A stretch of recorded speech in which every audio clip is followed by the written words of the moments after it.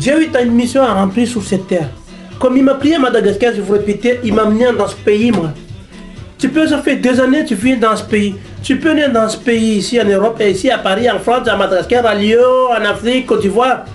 Dieu a un plan pour nous les hommes. Dieu n'a pas été pas allé chercher en Afrique comme ça. Parce que Dieu, il a un plan pour toi. Il a un plan pour moi. Moi, le Seigneur, il met les plans qui m'a amené ici. Parce que j'ai une mission à faire, j'ai une mission à remplir. Pour les prochaines bonnes paroles de mes frères et sœurs qui sont complètement enfermés en ces yeux. Ils ne croient plus en rien.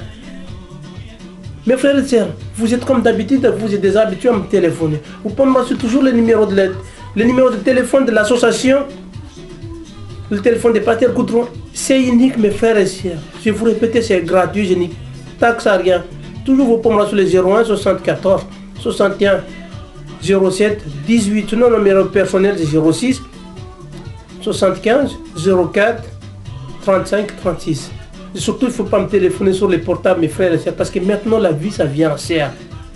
C'est mieux, vous faites les 01 74, là, 74 61 07 18, là. Je répète, 74 61 07 18. Vous pouvez faire les 01. Mes frères et sœurs, parce que nous, le Seigneur a une place chacun dans notre vie, nous les hommes. On n'est pas venu sur cette terre pour aller vous le dire, manger dans nous. Dieu il a un plan pour nous. Dieu il a un plan pour aller purifier notre corps. Dieu il a un plan pour nous. Dieu chacun. Dieu chacun a un plan pour nous, mes frères. Donc cette année, c'est une année de droiture, mes frères. Cette année, je vous ai déjà prié 2009. Je vous ai mis en garde, mes frères et sœurs, en 2009. 2010, je vous répète, c'est une année de grâce. C'est une année de saisissement. Tout ce que tu cherches cette année, c'est une année. Je ne sais pas, mes frères, parce que j'ai déjà tellement pressé de bonnes paroles pour mes frères et sœurs qui sont malades de sida, ils sont malades de cancer, ils sont malades de hépatite, ils sont malades de... Ces gens-là qui me téléphonent beaucoup, mes frères et sœurs. Ce n'est pas les gens qui sont, ils sont en bonne santé qui vont te téléphoner, oui, pasteur, ou fais ça. Non, les gens, ils sont en bonne santé, ils s'en foutent complètement de toi. Ils préfèrent, ils veulent aller visionner les conneries, des bêtises, tout ça, qu'écouter la parole de Dieu. Ces gens-là, ils m'ont vu sur les vidéos, vous m'avez vu sur les vidéos. Peut-être vous, mes frères et sœurs, vous n'avez pas encore vu ma tête et mes visages. Il y a beaucoup de frères que je reçois pas mal de coups de fil. Je reçois des coups de fil, mes frères. Vous savez pourquoi? C'est les gens qui sont, des fois, c'est sous, qui n'arrivent plus à descendre. Les vieux, les malades, les paralysés, les malades de sida, les malades de cancer. C'est cela. J'ai déjà prié pour mes frères et sœurs, tout ça. 2010. Et cette année-là, on commence les jeûnes, nous, mes frères. Il faut les jeûner. On jeûne. Moi, je suis jeûné pendant 15 jours. Je ne mange pas midi. Pendant 15 jours, une semaine, je ne mange pas, mes frères, d'abord. En temps, cette semaine, déjà, ça commence, on appelle les 4. J'ai déjà commencé à tamer depuis ce matin. J'ai mangé simplement, j'ai dimanche soir. J'ai bu de l'eau, je peux boire de l'eau dans la journée. Mon jeûne, il commence à tamer, mes frères. Ça commence à être jusqu'à la fin de la semaine. Parce que Dieu, il est avec nous. Je veux que Dieu voit les grâces, les bénédictions. Dieu aussi pour ma maison. Je veux voir la grâce de Dieu aussi pour ma maison.